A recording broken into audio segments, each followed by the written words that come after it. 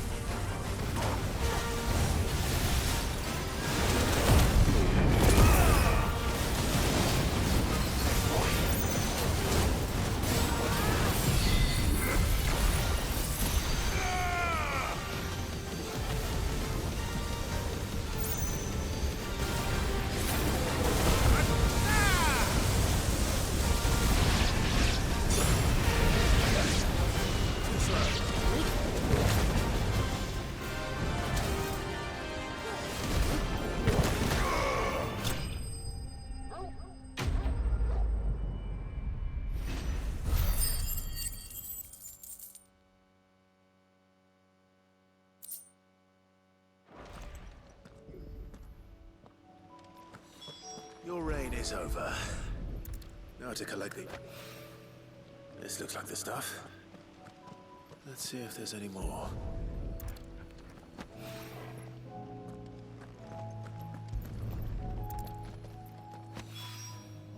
That should do it. If Hawaii needs more than this, he can fetch it himself.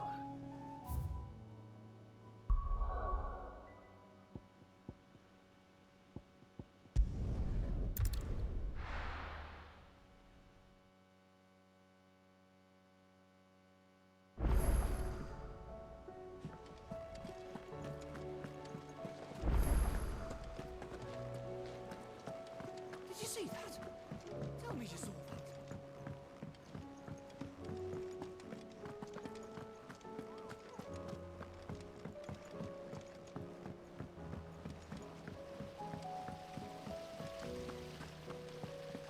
The girls here can have Otto and Gav and Gareth and Cole and all the rest. My heart beats for another.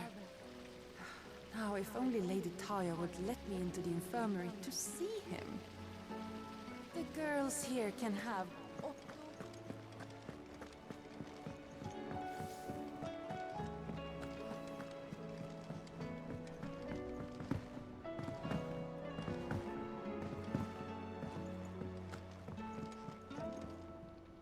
All right there, Sid?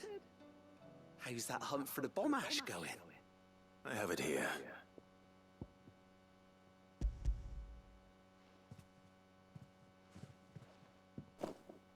That's the stuff. And plenty of it, too. Enough to keep the Olympic bubbling away for a good old while. You're a gent, Sid. Let none say otherwise. Right then, let's get this contraption up and running.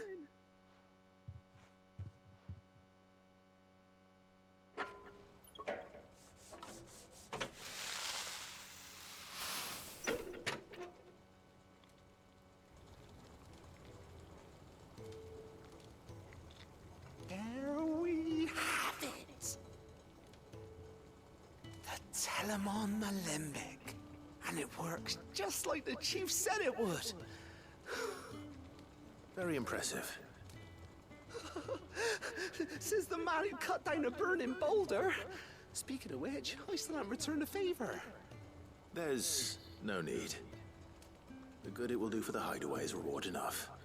Don't be silly. Why don't you let me take a look at that bag of yours? The one you keep your potions in. Reckon I could work some magic on that, huh? What kind of magic? Well, we happen to have isolated a substance in our test run of the Alembic that I reckon will make even the toughest lever supple as anything. Thought we might use it to breathe new life into old boots and the like. Save the hideaway a few gil. Ah, I reckon if you slap a bit on your bag, it'll loosen it up enough for you to squeeze in a bottle or two more. Well, it can't hurt to try, I suppose. That's the spirit. Leave it with me. I'll only be a mo.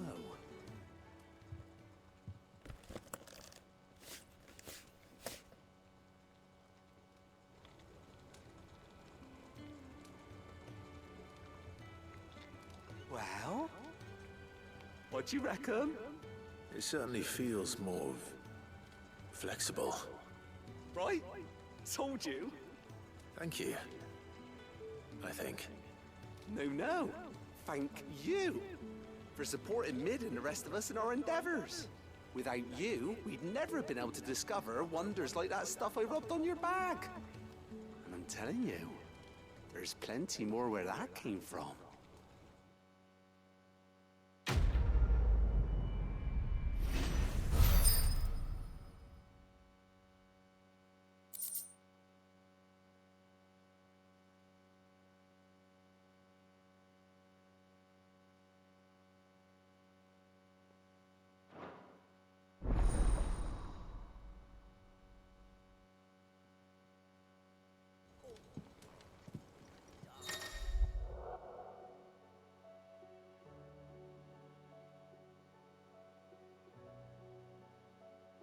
Clouds. You'd think the people here had never seen us.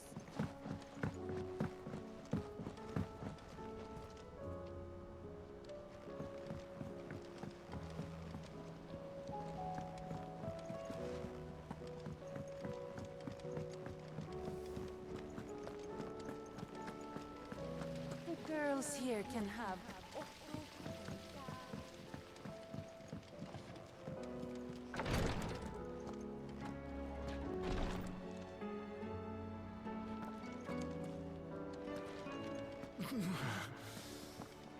Getting too old for this.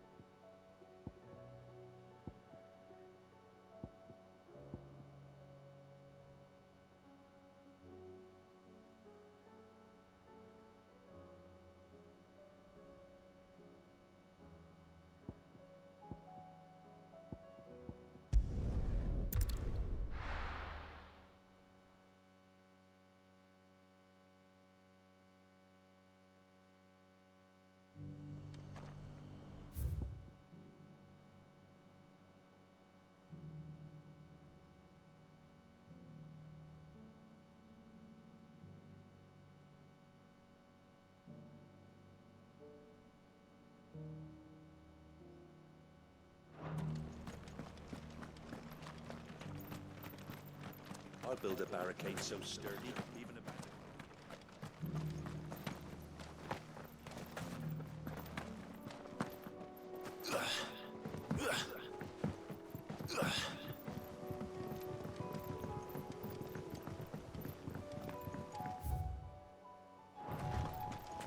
Can hardly make out.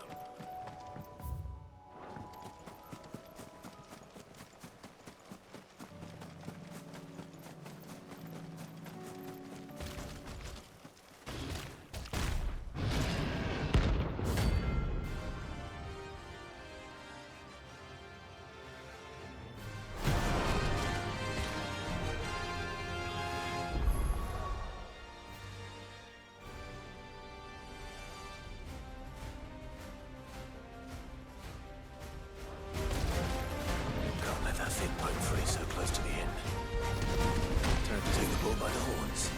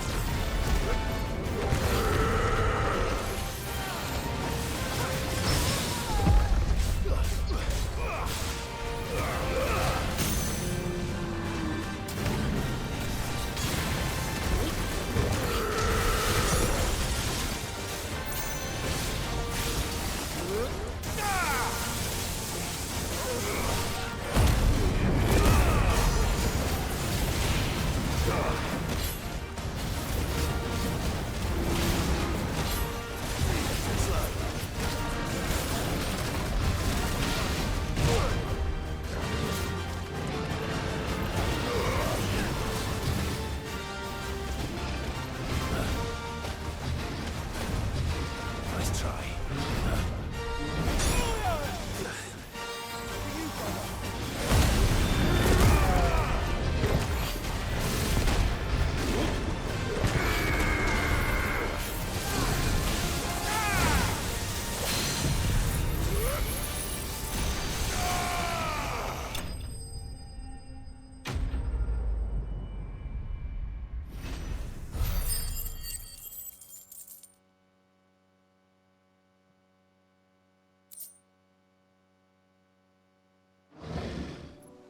Well, locals will sleep easier without him at their gate.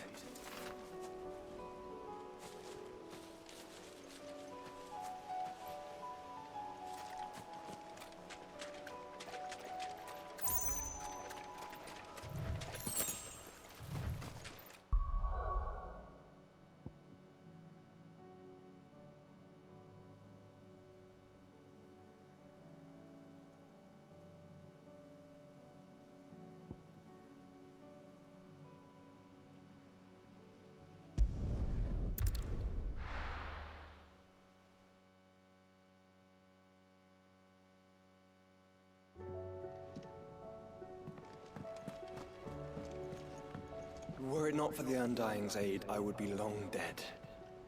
Grant them your trust, and they will repay you with their loyalty.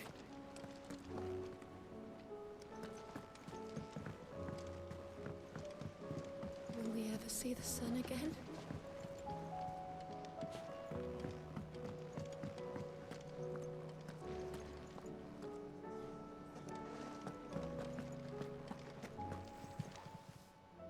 Aye, it's a dangerous world out there. Let's stock up.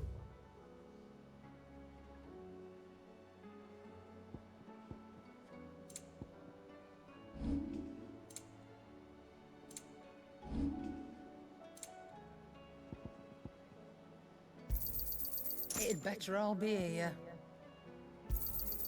You're rubbing me blind, you know. It'd better all be here. Is that all? What do I owe the honor?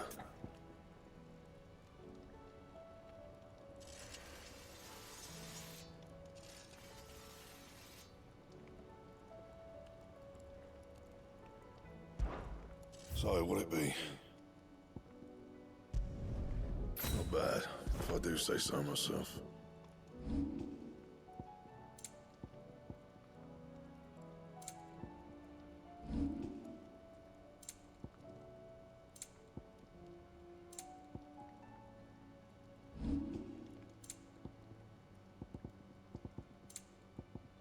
And?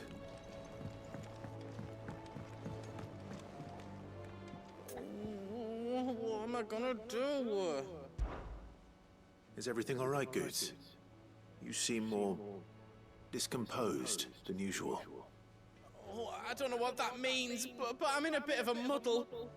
Oh, I think Nan might be in trouble, and she's... It's all right. You can tell me.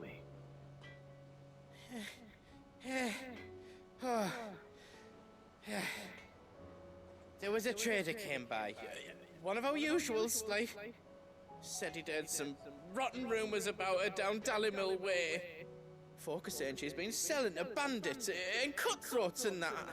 I mean, she's fond of a chance to make a coin or two, aye, but she'd never do business with baddies. Especially not the kind who go hurting people who haven't done out. I wanted to ask her about it myself, but I'm scared she'll give us a tongue lashing. She'd never give your tongue a lashing, though, would she?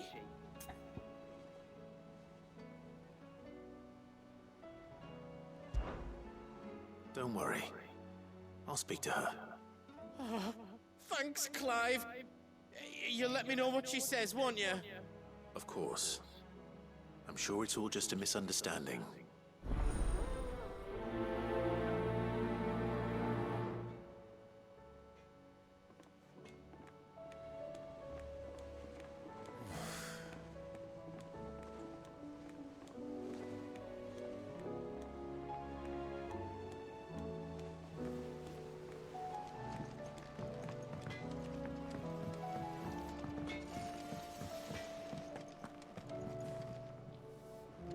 Lady Karen, how's business?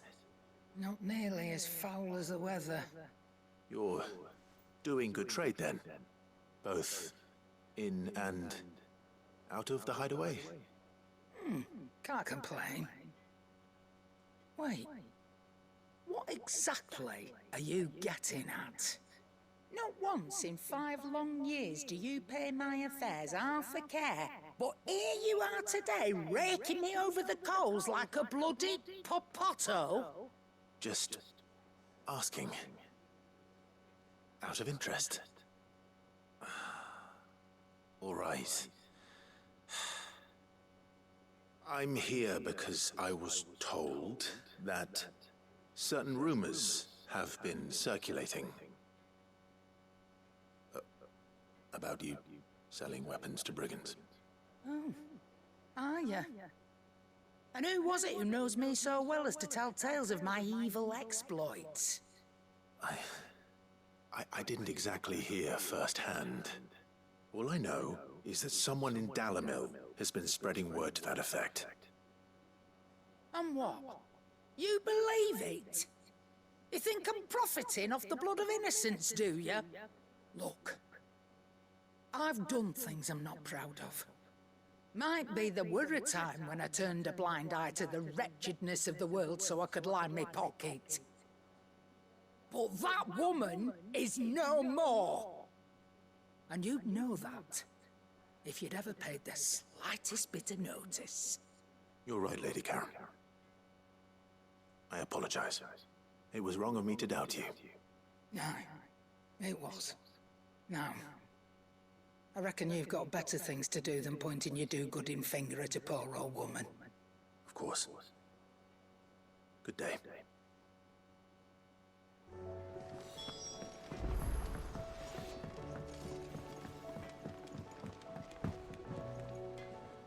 I spoke with Lady Karen, What did she say?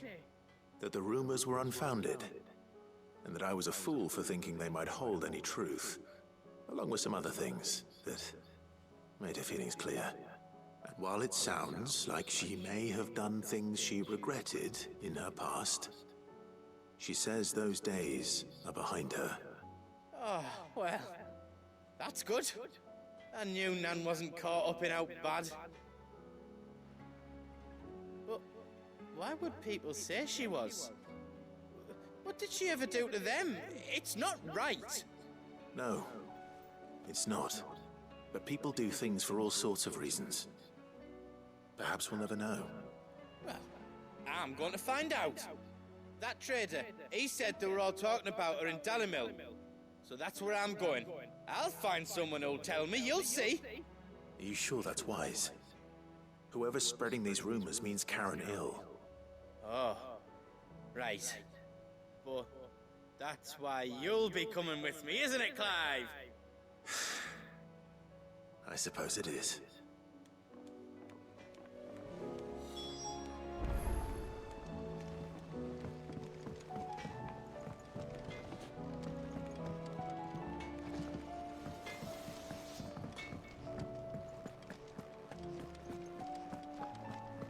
Seems the hideaway is Blasted lost. book. Here, you put me in this situation, Clive. You can bloody well get me out of it. I need a hand with a recipe. Are you sure it's me you're looking for? I'm not much of a cook.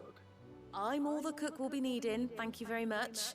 What I want from you is a little of your time, right? Oh, and perhaps your sword. You remember Ivan's stew, right? Well, despite the look of the thing, and that awful stench, people wolf it down. So I thought I'd try making one of these supposed masterpieces myself. Had a peek at the book and gave it a go, but, well...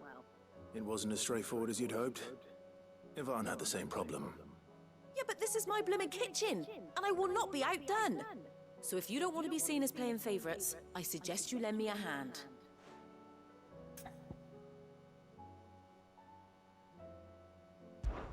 I've never been one to play favorites, Molly. And I would be only too happy to lend you a hand. So, what's on the menu this time? A fried mortress of skyworm. That's one heck of a name, innit? Recipe seemed easy enough to an old hand like myself. Thought I'd followed it to a T. Only, turns out skyworm livers and drake's mint are not what I thought they were. At least I hope they're not, given the rancid mess they made. Ivan said the recipes in the culinary pilgrimage date back centuries. Who's to say the ingredients even exist anymore? Wow. That's a question for a scholar, wouldn't you say? Perhaps you know of one? Kindly old fella who haunts the shelves, maybe? Fine. I'll go and speak to Harpocrates. Perhaps he'll know something. And if he does, I'll see if I can find your ingredients for you. You do that. Lest we forget, you've got a reputation to uphold.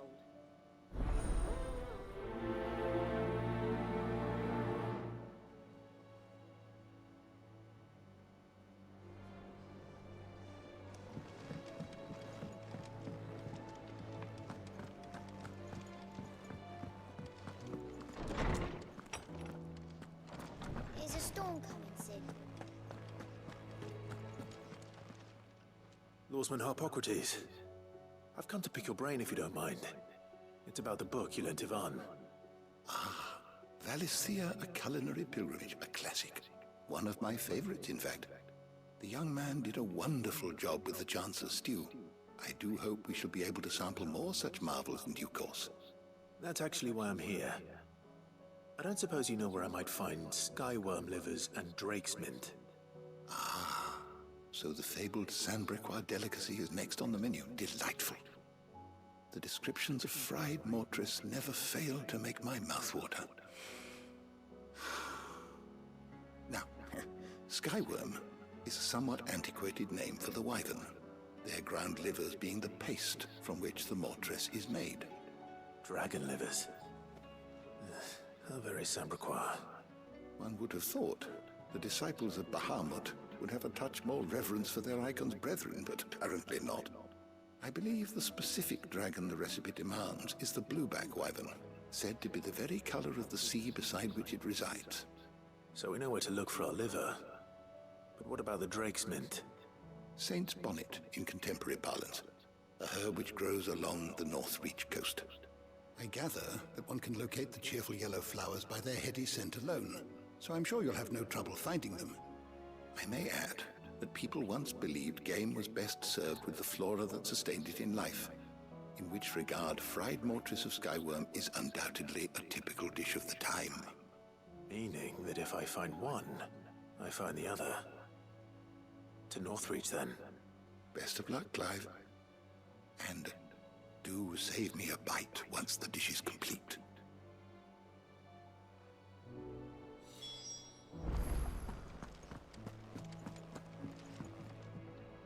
Sid, perhaps you can help me solve a mystery.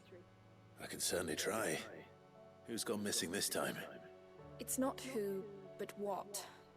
Mid's scales, the ones she made for her workshop. I borrowed them to teach the little ones about weight, and shortly after the lesson, they vanished.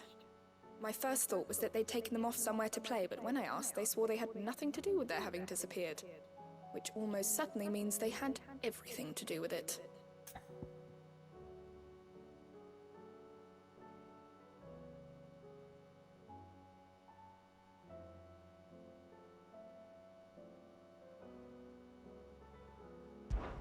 Perhaps a visit from Sid will jog their memories. I think it just might. Thank you. I don't like to imagine that my pupils would lie to me. But if they have, I'll have no choice but to discipline them accordingly. They were in the atrium when I last saw them, as always.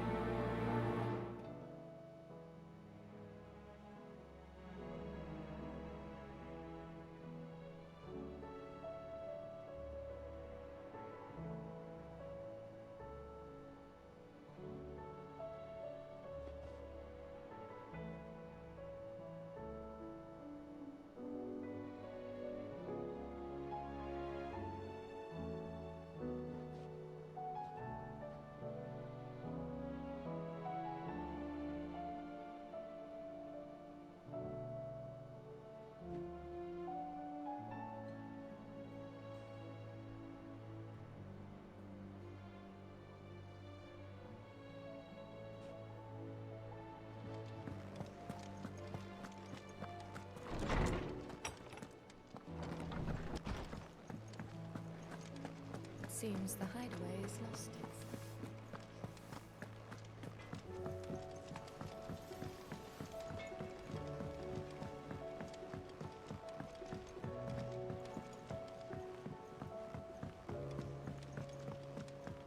I heard the Emperor was impaled.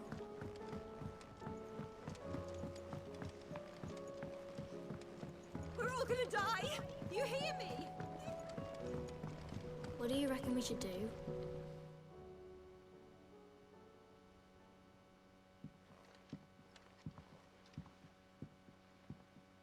Sid! Hard at your studies, I see. And what is that? It's not a set of scales, is it? No. Of course it isn't. Well, not anymore, it's not.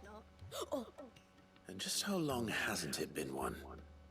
we're sorry. But we didn't break them. We dismembered them. Just like Miss Mididol showed us. Miss Mididol? And why would she have you dismembering her creations? Because that's the only way to become a ninja-neer. Miss Mididol said, the best way to see how something worked is to take it apart and put it back together again. Well then, your work is already half done. Carry on. About that. The taking apart was easy enough, but it's the putting back we can't work out. Speak for yourself. The heavy thing goes at the bottom. Then...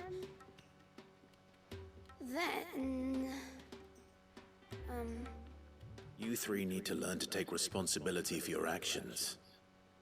So let's have a look at these parts with fresh eyes, shall we?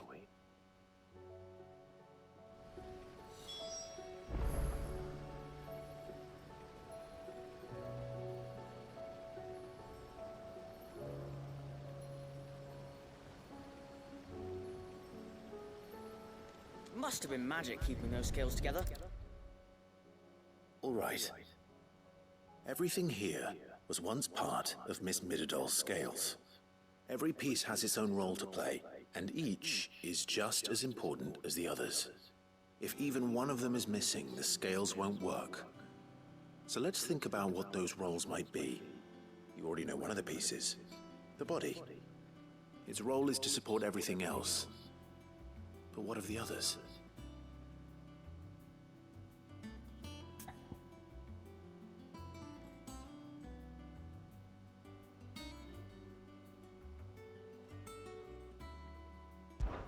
This is called the arm. Why do you suppose that is? It doesn't look much like an arm. You're right. It looks more like a wing. Like a chocobo wing! You've ridden a chocobo before, haven't you, Sid? Will you teach me to ride one day? I'll think about it. Now, what do arms do? Hold things. So wait, maybe this arm holds things too? Good thinking. You're on the right track.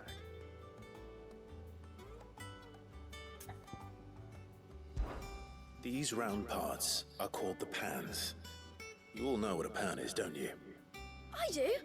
Molly uses them in the kitchens to fry bangers. But these aren't for frying bangers, you idiot. They're for weighing stuff. But what if I wanted to weigh goots? I don't think he'd fit on that little thing. Probably not. What are the chains for? Holding the pans up? Well spotted. Which means something must hold the chains up in turn.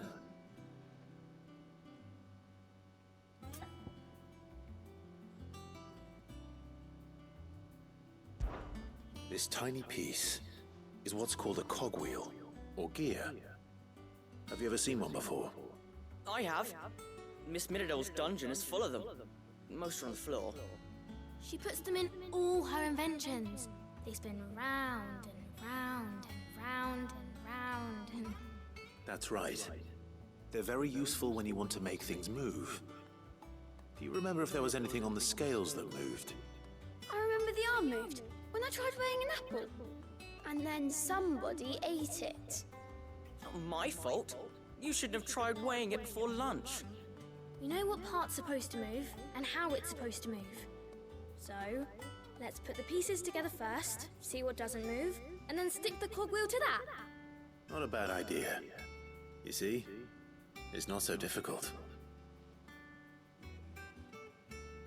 So, now that we've taken stock of the parts and learned what they do, what do you think? I think we've got it. Then here's what we'll do. You tell me what goes where, and I'll put the scales together. Well, obviously you need to start with the body. All the other pieces fit onto it, don't they? And the arms go on the body, just like real arms. Or wings, if you're a chocobo. And then the arms hold the pans by the chains. Very good. Let's see if that works. Ah, all finished.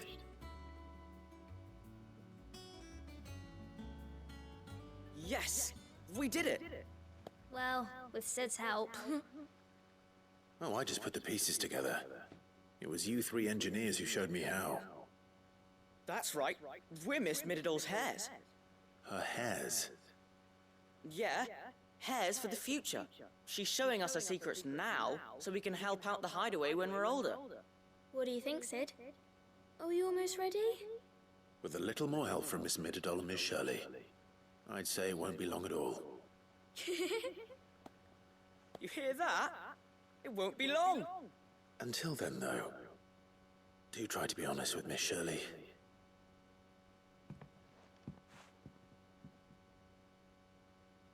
Hey, look!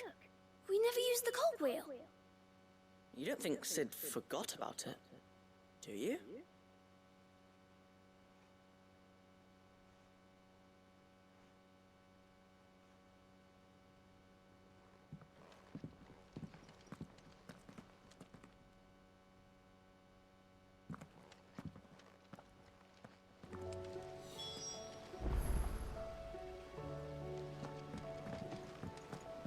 Didn't happen to forget anything, did you, Sid?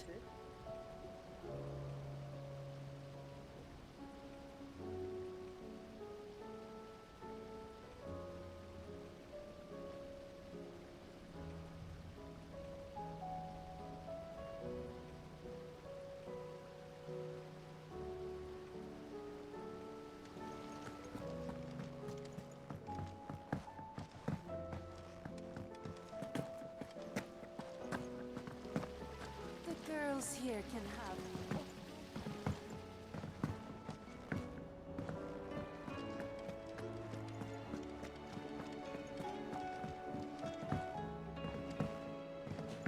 Did you see that? Tell me you saw that.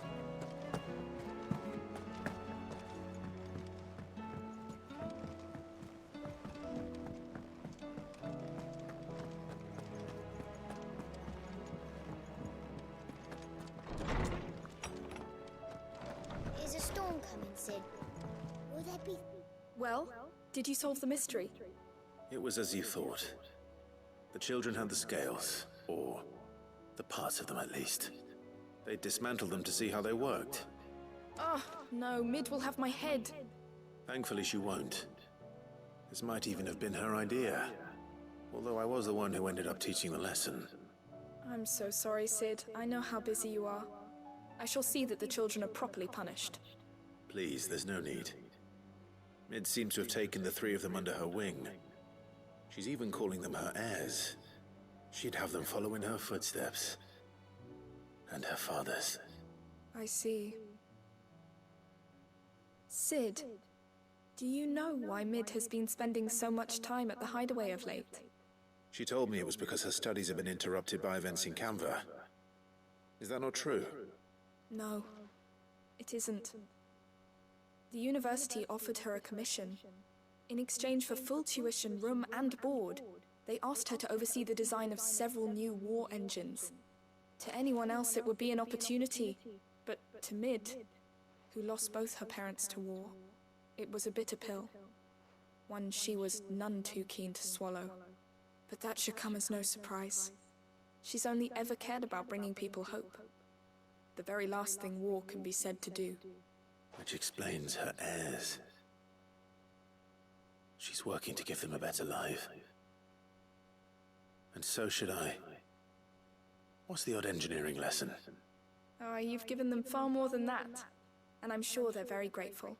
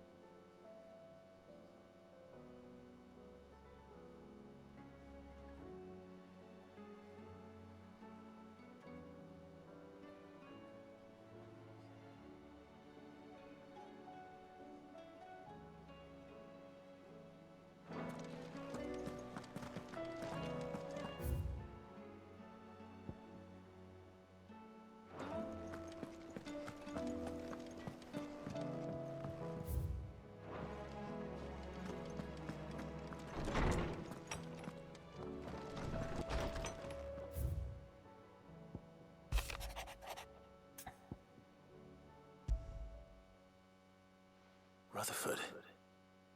Wasn't that the name of my uncle's manservant? Why would he be at Martha's Rest?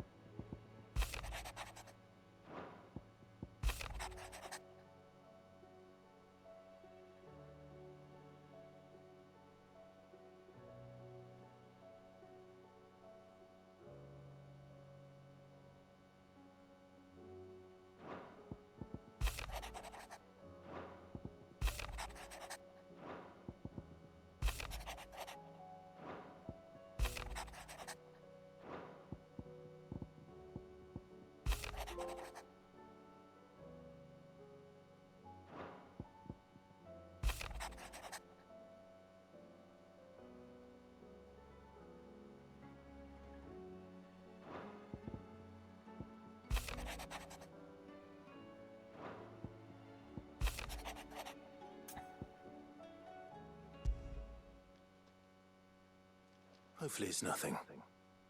But I should speak to Blackthorn just in case.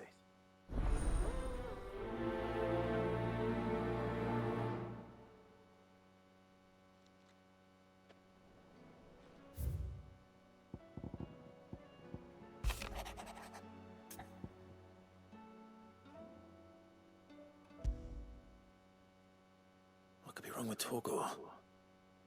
He seemed well enough when I last saw him.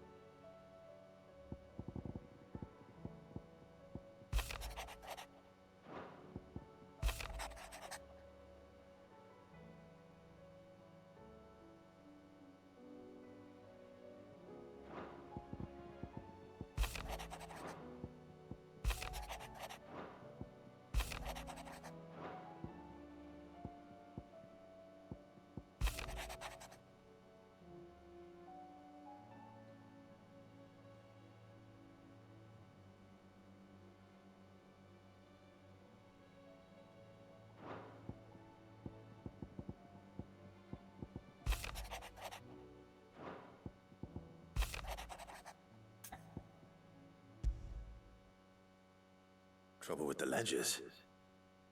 Shouldn't he be asking Otto for help?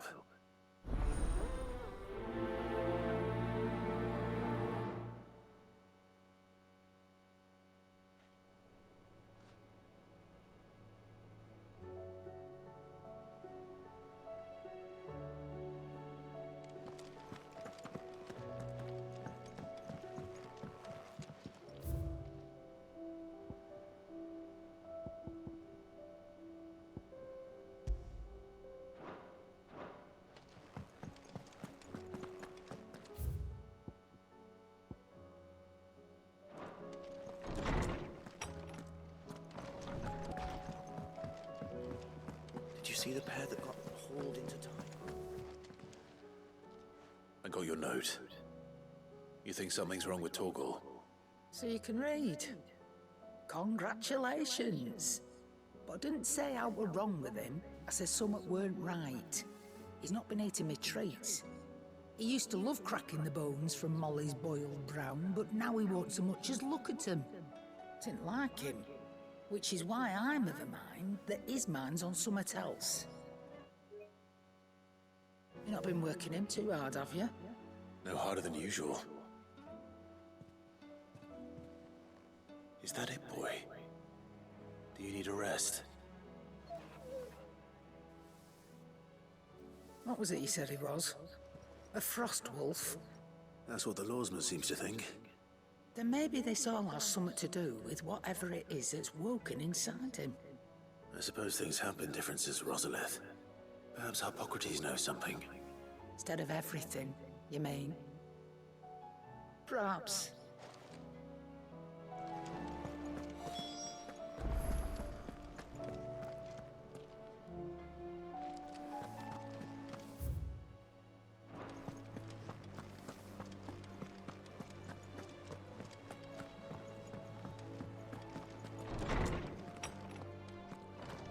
There's a storm coming soon.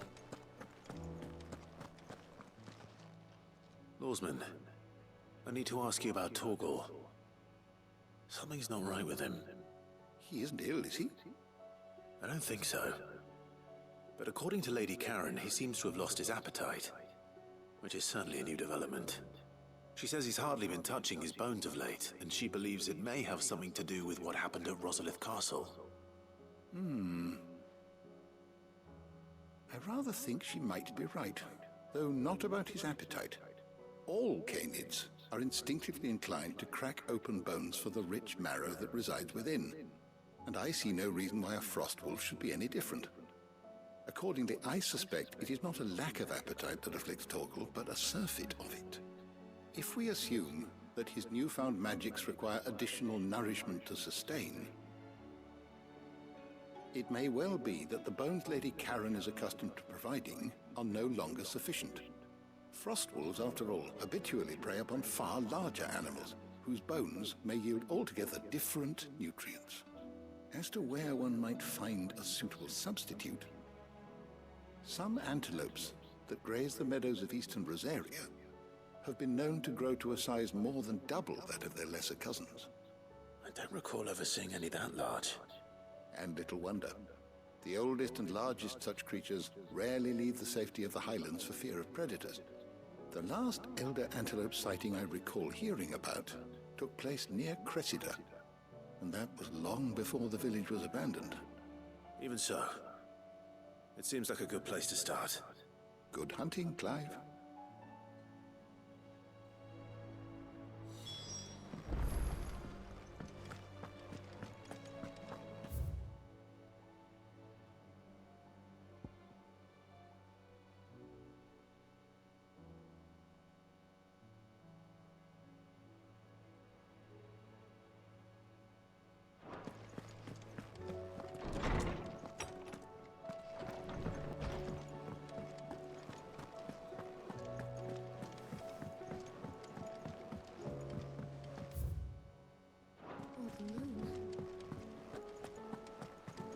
Canva's walls will not hold the Akashic Horde for long. We can only hope they hold it for long enough.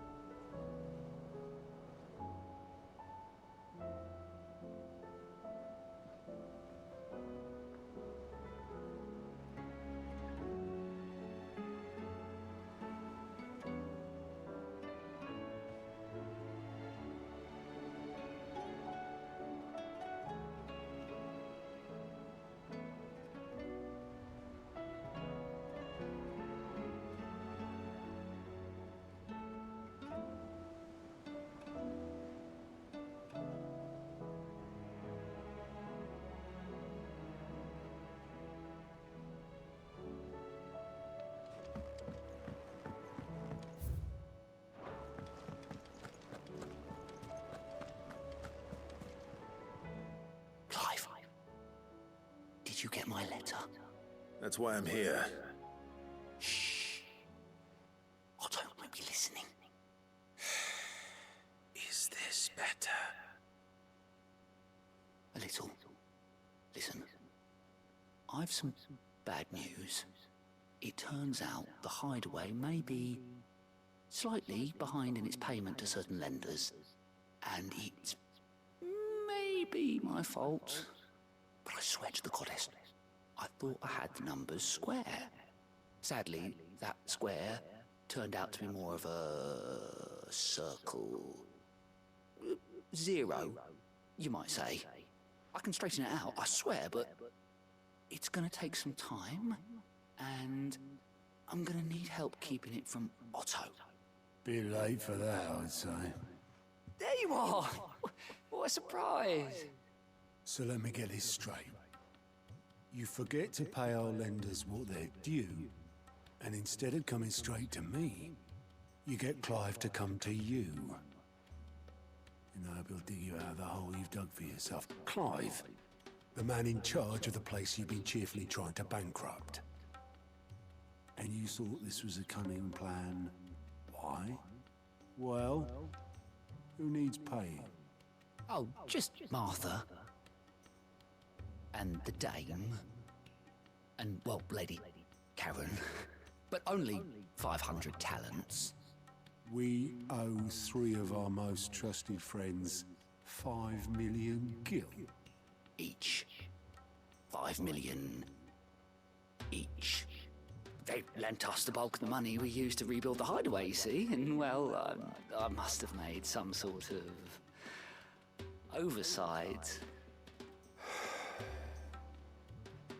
Those ledgers were my responsibility, and it was my decision to entrust them to you. This is my fault. Do we have that much to hand? I can always ask my uncle. No, we don't. And no, you won't. We've lightened Lord Rosfield's purse enough. After the king's ransom we had off him, he deserves better than to see our begging bowl. Besides, we'll need to learn to stand on our own if we're gonna... But that doesn't mean you have to shoulder the burden yourself. Is there anything I can do to help? There might be. How'd you fancy taking these to Martha and the dame? Rocks. Rocks, he says. Worth 1,000 talents apiece, these are. A little something Sid and I set aside for when times got lean. And I reckon 15 million in overdue debt probably qualifies. I just hope our associates' eyes are a bit more discerning than yours. I'm sure there will be. Should be me making the rounds, really. But you know how it is with this place. Orders to bark, arses to wipe, and all that. I know. Which is why I don't mind going in your place. Go. Do you know why I only gave Master Clive here 2 star rubies? Because you'd rather Lady Karen killed me. Because I'd rather Lady Karen killed you. Yes. Well, I suppose this is goodbye then. Don't worry. I'm sure Karen will understand. Really? Do you think so? No, I don't.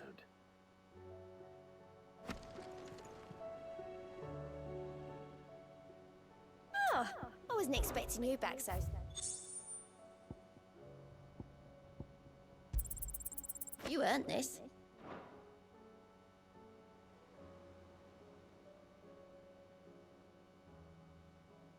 Best of luck out there, Sid. How are you doing? I'm sorry to drag you into this, Master Clive. It's just I couldn't think who else to ask, and you're always so willing to help everyone. Don't be a stranger, eh?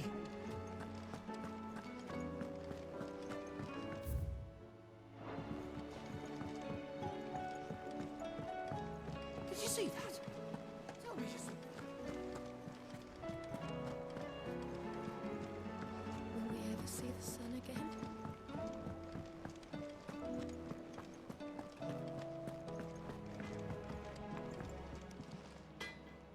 Blackthorn, do you have a moment? Not really, no. This won't take long. I just wanted to ask how you're getting on.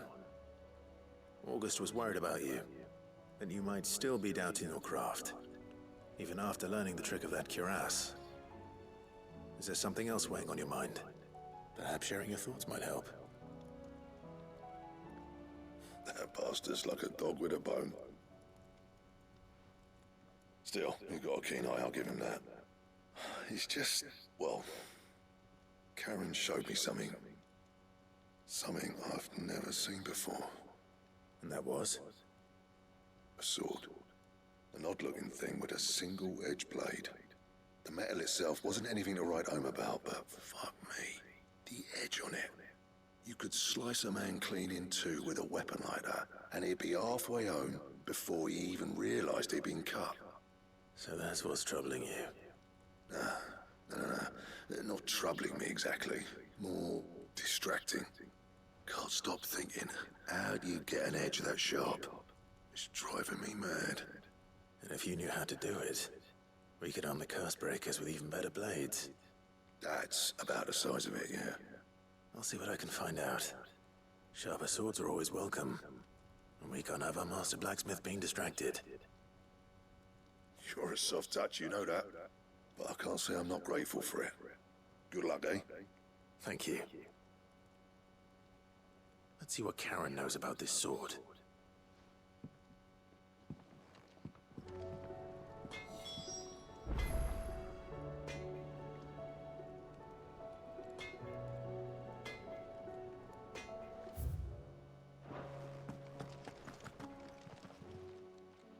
You're looking well, Karen. What you want? Out with it. I want to know about the sword you showed Blackthorn. Single-edged and extremely sharp. Running around after him again, are you? I suppose I am, yes. But I need to help him find out how to work an edge like that. It's driving him to distraction. Little wonder, I suppose. There's not many like that make it as far as the twins, and those that do go straight into private collections. Which made it nice and easy finding a buyer. Can you tell me who bought it? Where is it now? You think I tell people who my clients are? Suppose you're not likely to go nicking him off me, are you now? Fine. If you stop mooning at me like that. Lord Ignac's the man you want. Dalmekian bloke. Collects weapons and the like. And he's got more money than sense, which is why he's one of my favourite clients. Reckon he'll still be at the inn in Dalamil, where I left him. Thank you, Karen.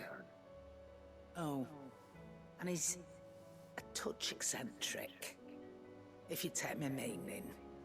I appreciate the warning.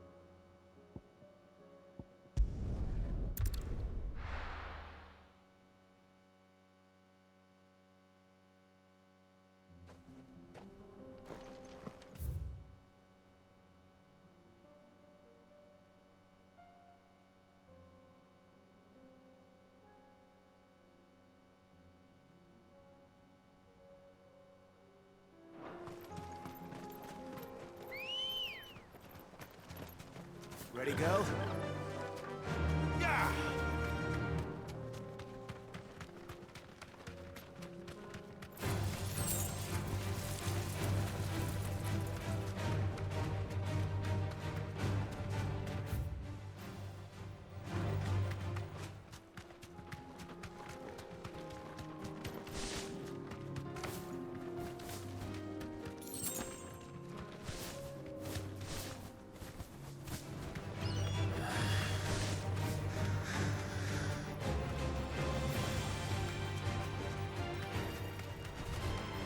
Mistakes.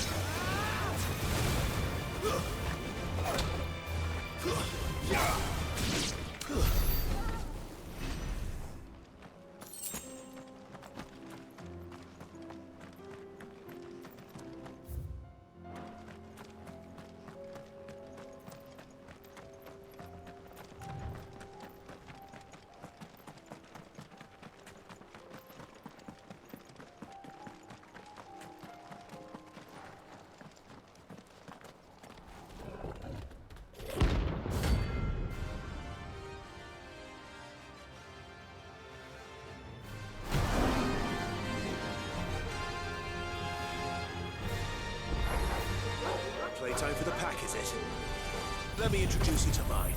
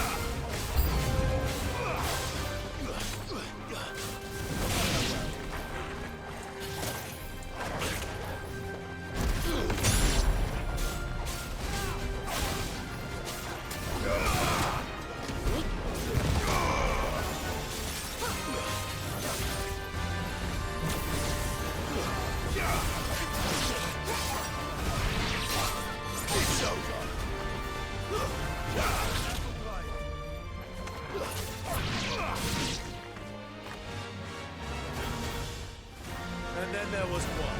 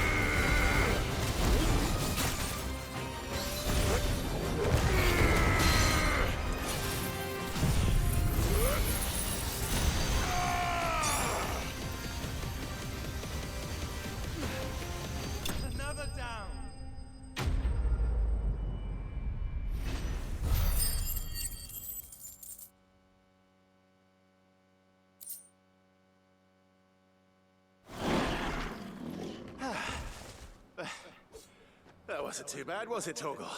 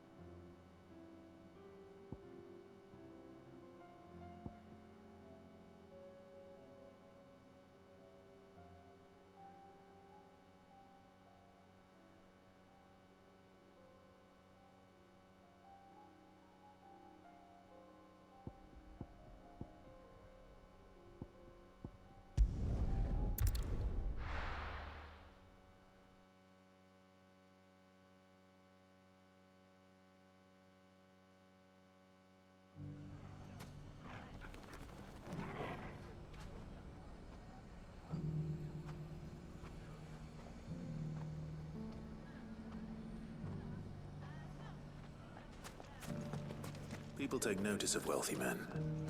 Shouldn't be too hard to track down Karen's collector. It shouldn't be too hard to find goods. The gentleman of the town guard. Could be I know something more. Clive, listen! I found someone who says he's heard the rumours about Nan. Have you? Go on. Tell him what you told me. All right. It's like I said. A wizened old crone by the name of Karen's been selling steel to whoever will pay her price, be they knight or knave. Says the more swords and spears she puts in people's hands, the more war they'll wage. And the more war being waged, the more call for swords and spears. And who will they all turn to keep them in steel? Why, the good Reaper herself. And you've seen this Reaper at work? Aye, it just so happens I have. You'll find her right here plying her trade most days. Here in Delamil? Where exactly? She has a stall here in the market, but if you're not the patient type, you can probably find her at her storehouse on the edge of town. But it'd be a bolder man than me that braved that particular nest of vipers. Feeling bold, traveler? I hope so, for your sake.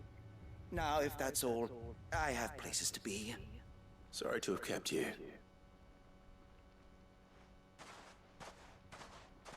You don't think Nan's the Reaper, do you? Not unless she's discovered the secret of how to be in two places at once. Eh? What do you mean? Lady Karen hasn't left the hideaway in weeks. So who has been running this stall he spoke of? Good question. I'll go and have a look. And I'll visit this storehouse on the edge of town. All right, but be careful, Clive. You too, Goods.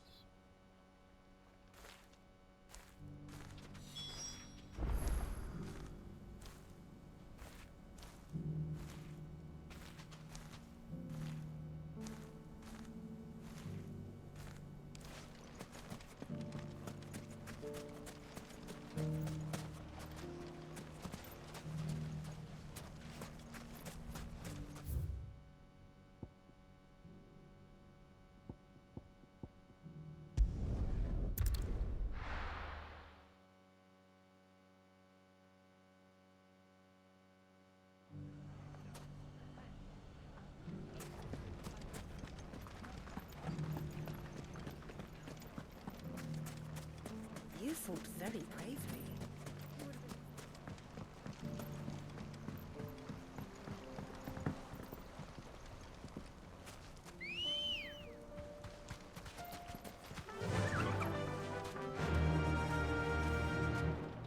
Faster! Time to brave the Viper's Nest.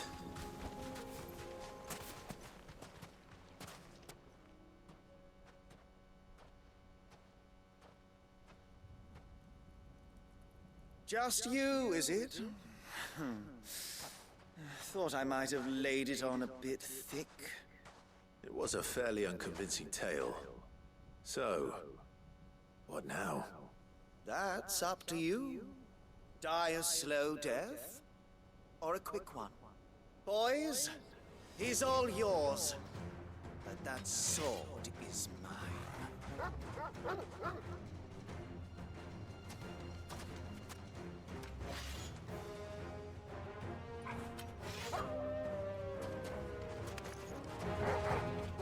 Leave now and we can pretend this didn't happen.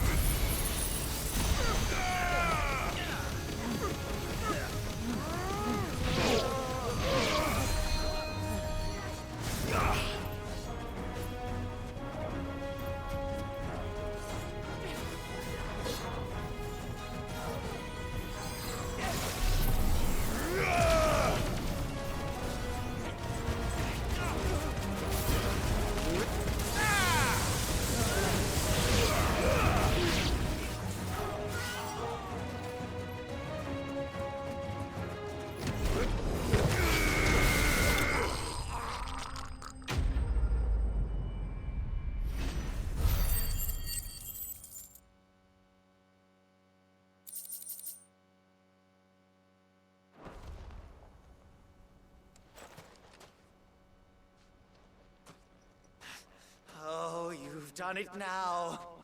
Go on. Tell me what I've done. When the Borgwin finds out you've killed his men, he'll have your head. He only wanted that bull of a manservant, the dim one always clinging to Karen's skirts.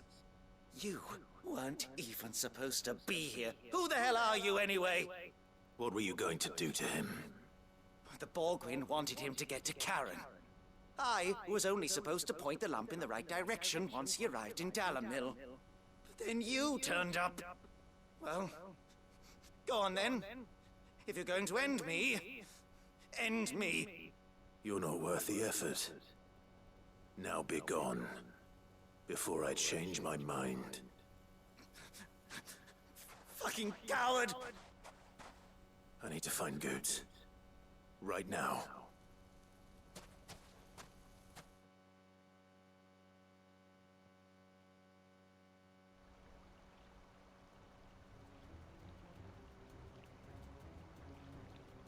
Get your filthy paws off me, you naughty painted lout!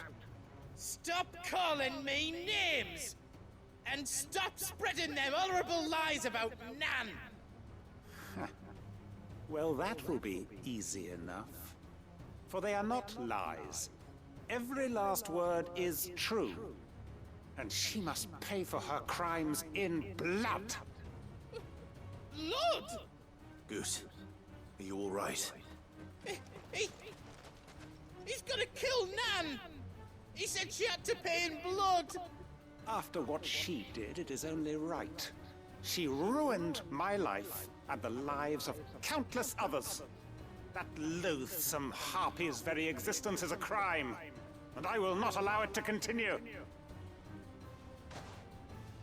Goods, was it? I have no quarrel with you. Only with your employer. Run along now. You need not pay for her sins. No. No? I don't care what she did.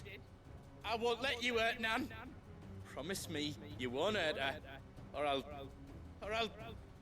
kill you myself! Gooks, no. Enough, all of you!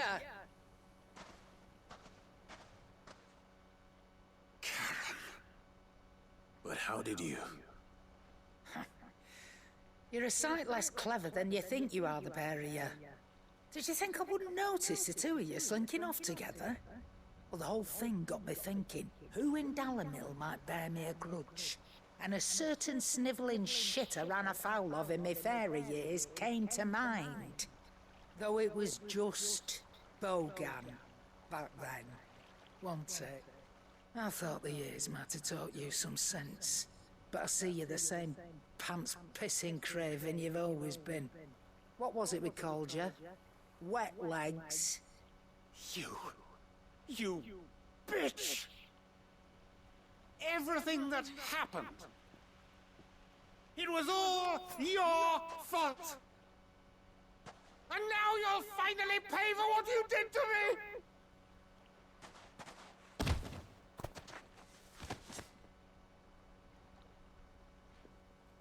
Gooch, you... If you want a piece of Nan, you'll have to go through me.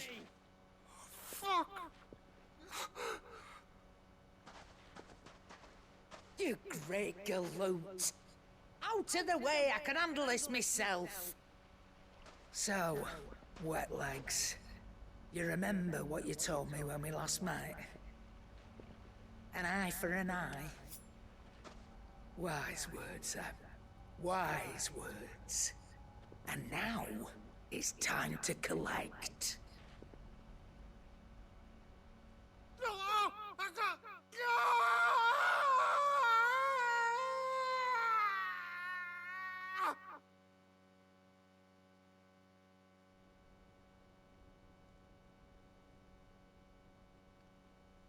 Sorry to keep you waiting.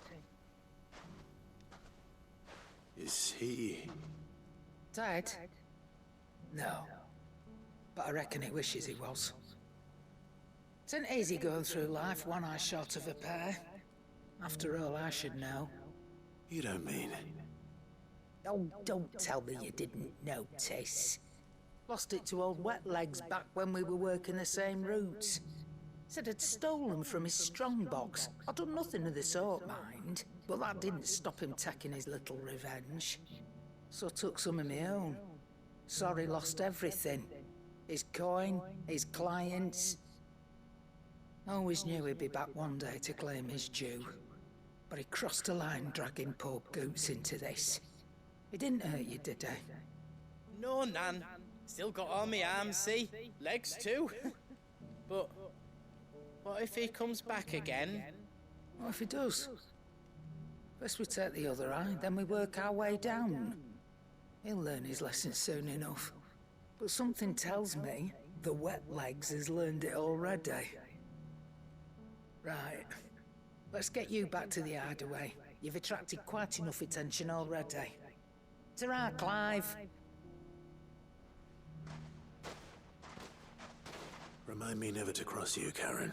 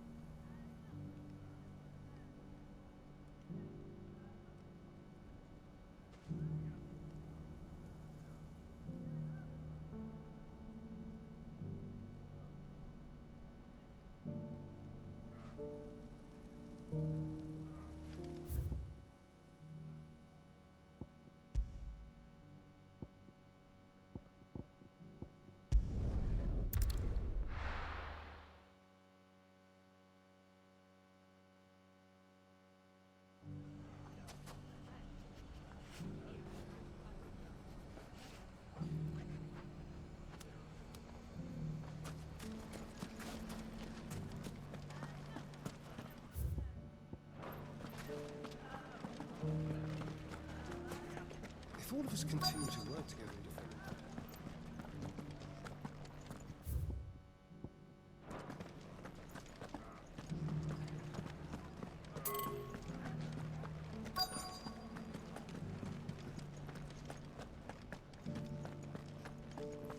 I see you've met with the bearer of the burning quill. Then, welcome. If you're hoping for a bed, I'm afraid you'll have to look elsewhere. One of our wealthy patrons has purchased the use of every room. My reputation will be ruined! Ruined! Calm yourself, Lord Ignac, I beg of you, before you do yourself a mischief. Pardon the intrusion, but... Out! Get out! I paid for these rooms so I wouldn't be disturbed. Leave me be! Please, allow me to apologize. His lordship is going through a difficult time, and he's never been fond of guests arriving unannounced. Radim! Get rid of the filthy oaf this instant! Very good, Lord Ignac. Would you mind stepping outside for a moment?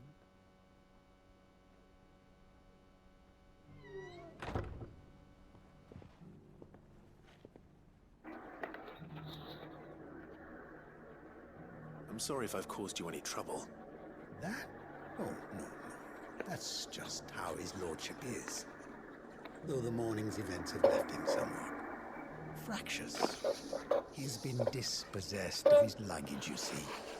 The thieves also made away with a considerable amount of coin. Coin the innkeeper will soon be keen to collect. I don't suppose a certain blade was among the stolen items. A single-edged sword. It was purchased from a merchant friend of mine. Ah, you know Lady Karen. Yes, I'm afraid it was. Then I'll retrieve Lord Ignac's luggage. But I have one condition. You have but to state it. You are welcome to anything that is within my power to grant. I want an audience with Lord Ignac. A few minutes should be enough. Then I'll be on my way. A condition I would be a fool to refuse. Of course, you shall have your audience. I don't suppose you saw where the thieves went? I did not, no. Though some discreet inquiries made on his lordship's behalf mean that I know where you might find them. The bandit's bed. Every ill-gotten coin in Dalimil is said to pass through that disreputable corner of the Valcroy. And that's where I'm heading. I shall speak to Lord Ignac in your absence, and arrange for an audience upon your triumphant return. That will be very kind of you. Farewell, and best of luck.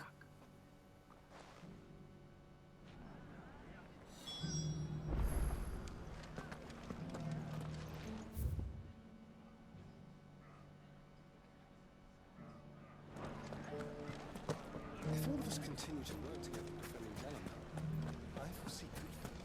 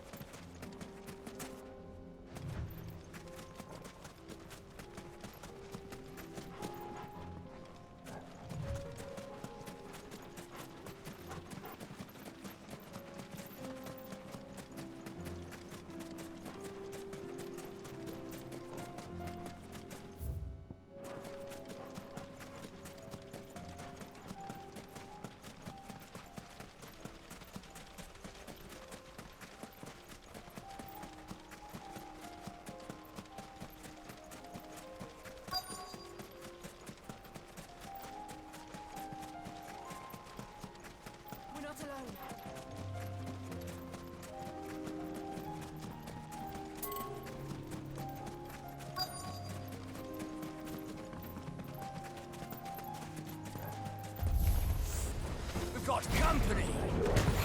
Come on, guys, let's tear the bastard's head off!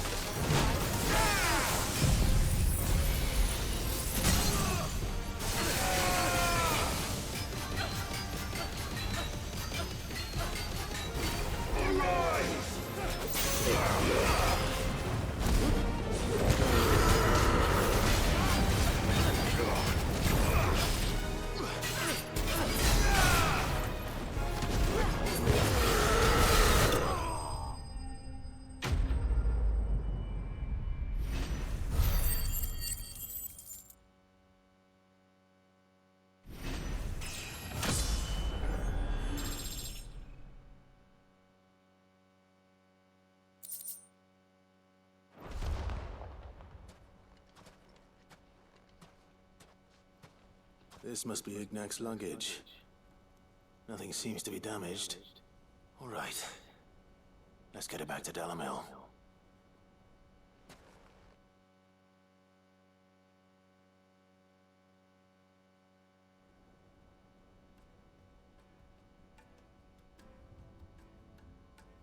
here I have you to thank for the return of my effects. What shall I call you, my good man? Wyvern. Glad to make your acquaintance. A formidable name indeed. Well, Wyvern, I appear to be in your debt. Redeem here tells me you wished for an audience. Is that all? A few moments of your time should suffice, yes. You're a peculiar fellow, Wyvern. All right, speak. Master Wyvern was wondering if you could tell him about a certain single-edged sword you recently acquired. Oh, a true work of art, that one. Karen drove me hard on the price, but I would have sold her Radim here to get my hands on that sword. It was made in the Outer Isles, far beyond the Twins, and is used exclusively by the practitioners of a unique school of swordsmanship. They believe no combat should ever exceed a single strike, and hone their blades to such perfection that none ever does. Each sword is made for that one perfect stroke, and for that stroke only. They crack upon a second blow. There's a brutal sort of beauty to it, really. But how do they hone such an edge? Fine question. Why, they use a whetstone, of course. Whetstones, rather. A whole array of them, ranging from the coarse to the fine. 10,000 licks with the sharpening stone, then 10,000 more. But it is the final stone which lends the blade its legendary sharpness. A mineral quite foreign to this great realm of ours. And that is the key. The secret ingredient. Wyvern, it occurs to me that my little lecture is hardly equal to services rendered. Take this, together with my regards. The very stone of which I spoke, far rarer among collectors than even the blade itself, and a far more fitting payment. Thank you. Pardon the intrusion, my lordship. However, it is long past time we prepared ourselves to depart. So it is. I am locked in bitter competition with a rival collector of curiosities. I am one step ahead of the unscrupulous scoundrel, but he is hard at my heels. Are there many other collectors out there? Too many to count, but only one do I consider my nemesis. Lord Byron Rosfield. And is a perennial thorn in my side. I can imagine. Farewell, Wyvern. May our paths cross again. Radim, we mustn't dawdle.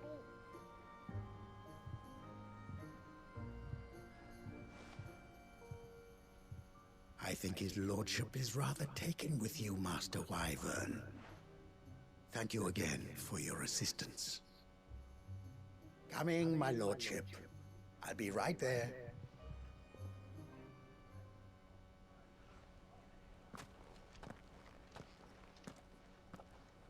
Trust Uncle Byron to find such an interesting rival.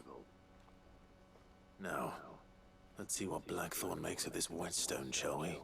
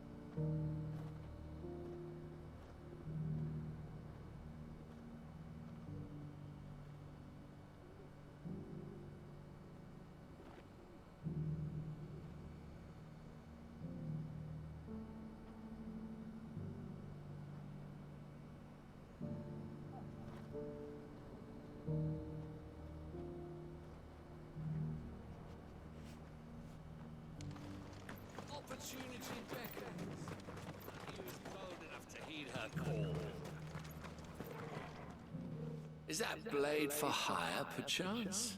Because I have a mind to make a killing. Figuratively, I hope. Well, yes and no.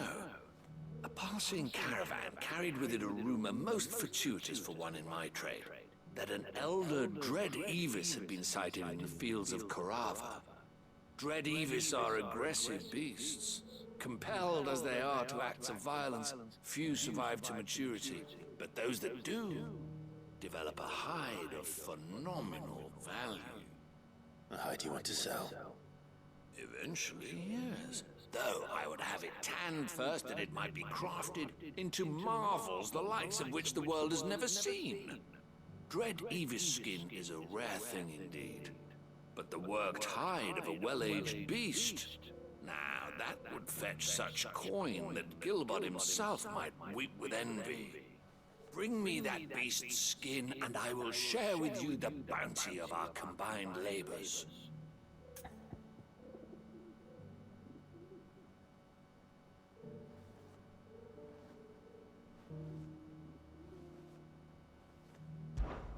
All right. I'll hunt your Evis. Of course you will. When one lives in such troubled times, it is a fool who lets opportunity slip his grasp. Leave Tabor through the east gate, but take the path that branches west. Once you reach the checkpoint at Tovany, you are a mere stone's throw from the fields of Korava. I eagerly await your safe, and above all, triumphant return.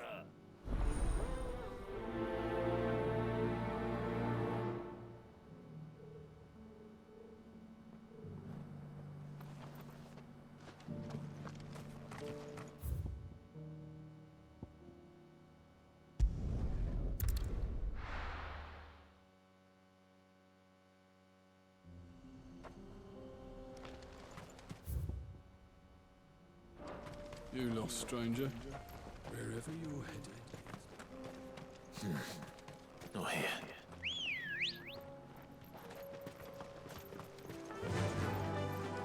Run like the wind.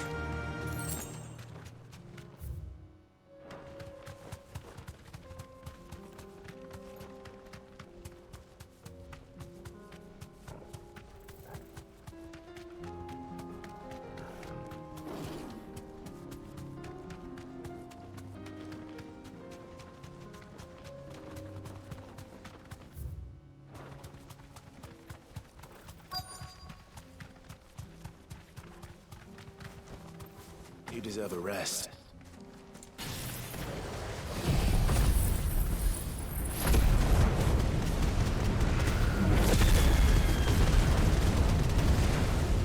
Old he may be, but it looks like there's still plenty of fight in him yet.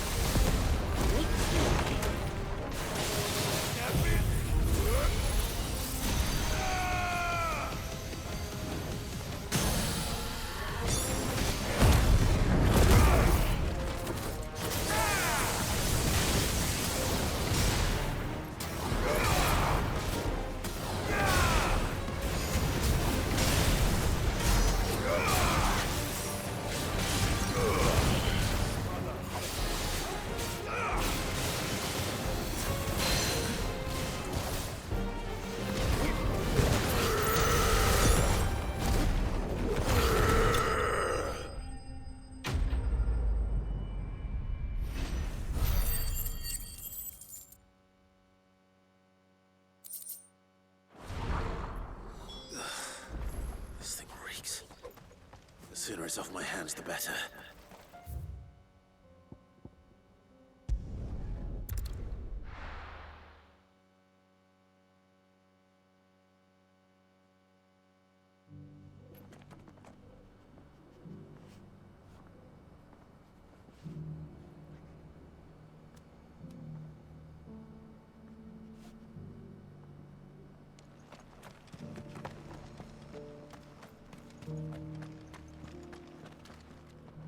Here's your hide, as requested. I worried you might never return. Quickly, let me see it.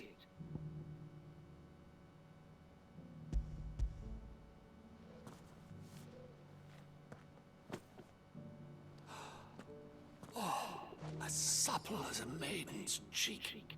Yet as adamant as her virtue. This is everything I'd hoped for, and more. Clearly, my trust in you was not misplaced. You must be a hunter of considerable talent to have bested the beast with nary a scratch. Join me as my honored partner. With my means and your might, we shall be as wealthy as the merchant kings of Zemeckis. I don't plan on making a habit of this. I'm busy enough as it is. Very well. Though I believe fate had a hand in our meeting, it would be unbecoming of me to beg. Do not allow me to keep you from being about your business. Here, for the hide.